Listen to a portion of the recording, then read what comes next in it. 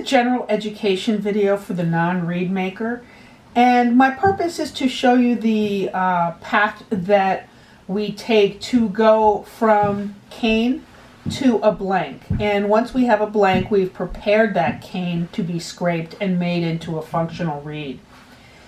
So, tube cane is an agricultural product.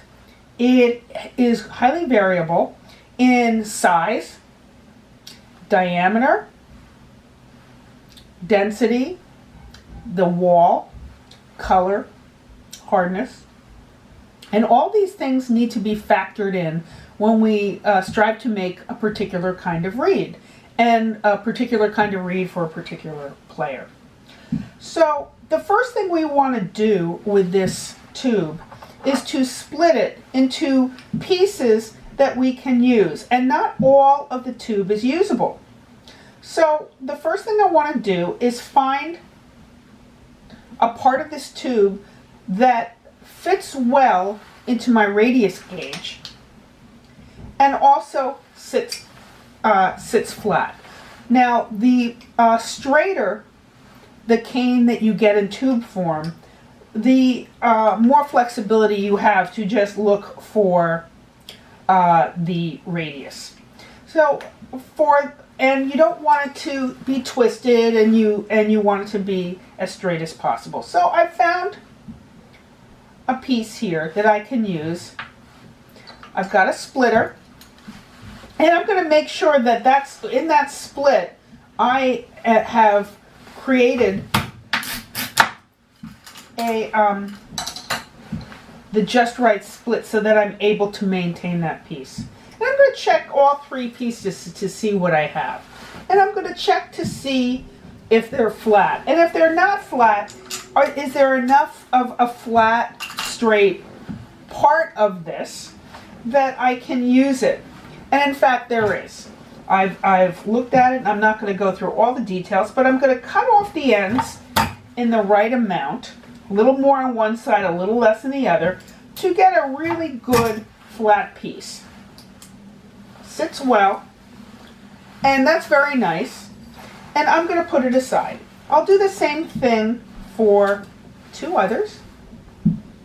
This one is not quite as flat, but as long as the middle touches base with the ground, you can use it, and the degree to which it's really meets the specs helps me sort it for different types of reeds. So I'm going to put that aside, and one more. These are all 11 diameters. The diameters that we tend to use are typically between 10 and 11. But there are some that go outside that. The larger the diameter, the smaller the opening. So we might choose to use an 11 diameter tube for student reeds, and we might use something smaller for professional reeds because they can manage more. This is another beautiful one.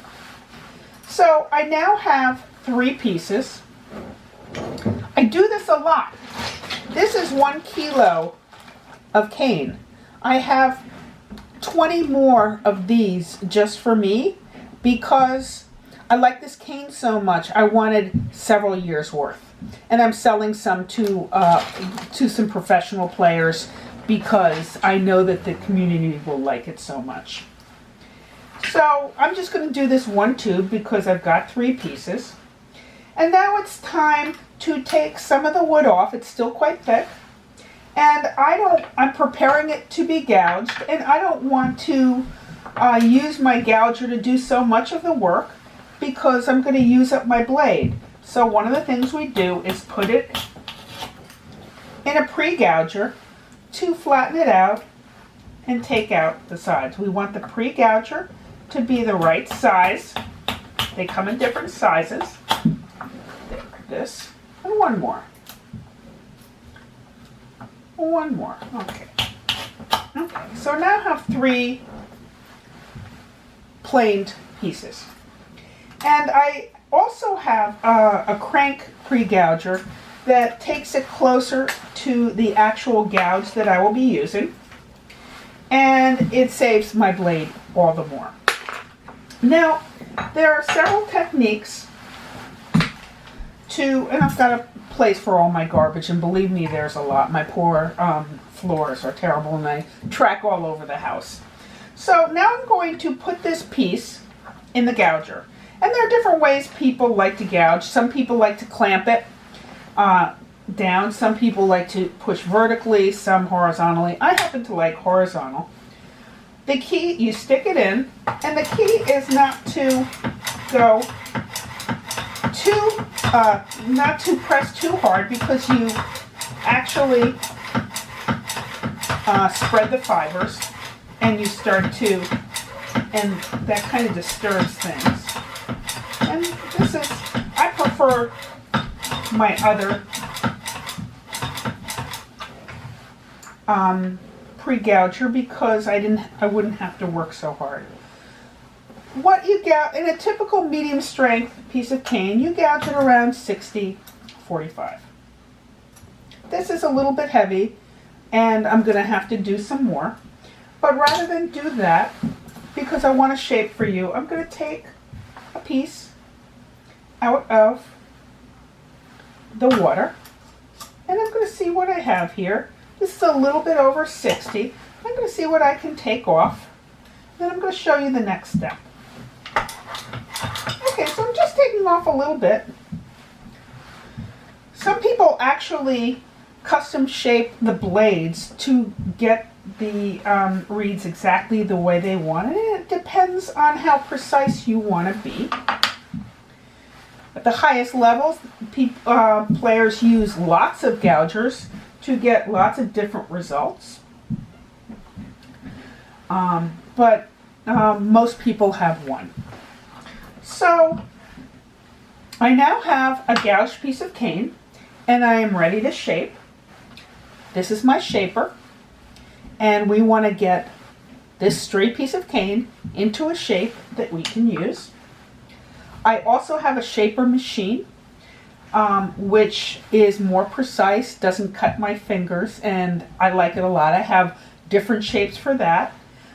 Most professional reed makers have many shapes. I probably have 7 or 8 shapes, and I use them for different things. For instance, if I want a warmer, darker reed, I'll use a wider shape, but I have to do different things with the scrape to be able to balance the pitch. For student reeds where I take out a lot of cane and I want to keep the pitch up, I might use a narrower shape. Okay, so next I'm going to score the cane so I can fold it. I scored it, and there's a particular knife I like to fold it. And I'm now I've folded the cane, and I'm going to look at it again because there is waste in reed making, and you don't want to spend a lot of time on a piece of cane that's not likely to work. So out of the pound of cane that I might get with 150 pieces, I might get 175 that I can use. I might start with 200 and then probably end up with 150 that I can use. And the amount really depends on your specificity. So now I want to take the ears off. This is where I tend to cut myself because I have my own way. There are different ways of doing this, but I want to take some cane off the side so that it will actually fit in my shaper. And I need to do this quickly because I only have 15 minutes to get this up to YouTube. Anything more than 15 minutes and they won't take it. So I fold it, I stick it on the shaper, clamp it down so it's secure, and now I can put it against my sternum and start to take the cane off. Okay. And you have to go both sides. You need to make sure that it's good. Okay. I'm not liking this particularly, but there we go. Okay. So now I'm going to take it off. And here is my shaped folded piece of cane. And I will take the ears off. You can see it's not totally straight, but I'll do that later. Some people like to do it now. I'll just do it later. So now I'm getting ready to tie the cane onto a staple. I use a C-clamp and I make a slip knot. If you're a Boy Scout or a Girl Scout, you probably learned how to do this. It's very secure. Take out my mandrel. I have different types of staples, and they come in silver, they come in different lengths, they come in brass. I've got brass. I also have natural cork and synthetic cork. This one happens to be synthetic, and it's more for a student or intermediate read.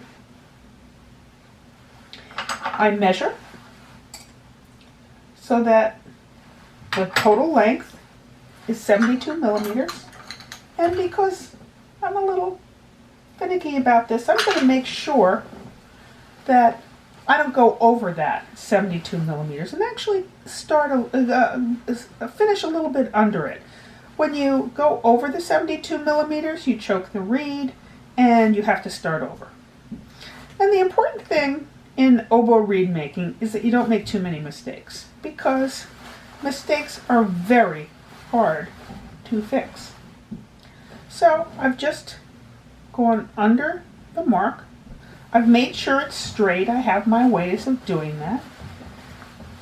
This is kind of second nature to me because I've probably made 20,000 reeds or more professionally and as a student. And I'm going to do another slip knot, 3 of them.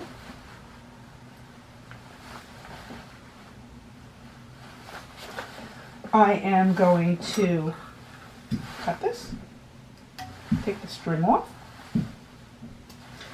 The last thing I'm going to do, I've got a blank, no scrape, it's a clean blank. I'm just going to take the ears off at the top. There are ways to do that. You don't want to go too much, and you want to be clean. And here you have a blank. It is ready to start scraping. So there are other videos, there are other demos for how I actually scrape the reed, but this will give you an idea of the complicated process from going from tube to blank, and now you have a better idea of how your reed is made. I hope you enjoy the rest of the